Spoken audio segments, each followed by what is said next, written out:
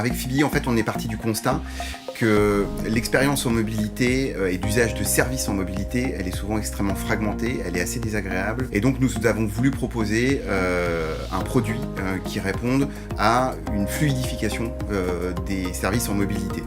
On a fait le choix de créer un objet que l'on pourra acquérir pour le mettre dans sa voiture, avec lequel on pourra interagir et avoir une conversation. Concrètement, ça veut dire qu'en situation par exemple de mobilité, Fibi va identifier que vous êtes peut-être en train de chercher une place de parking. Elle va vous demander si vous cherchez une place de parking et si vous lui répondez oui, elle va vous proposer un certain nombre de places avec des tarifs de proximité et en fonction de votre choix, elle va vous y conduire et prendre en charge ce parking pour vous.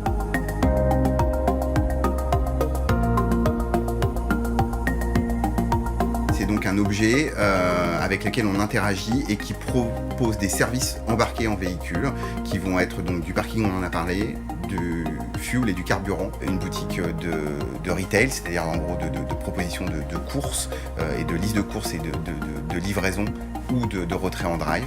Et puis demain, des services autour du tourisme, comme par exemple la réservation d'hôtels, de restaurants ou d'audio-guides. On va au CES pour justement trouver des partenaires pour venir enrichir ces boutiques et venir incrémenter des nouveaux services au sein de ces boutiques avec des nouveaux fournisseurs de services.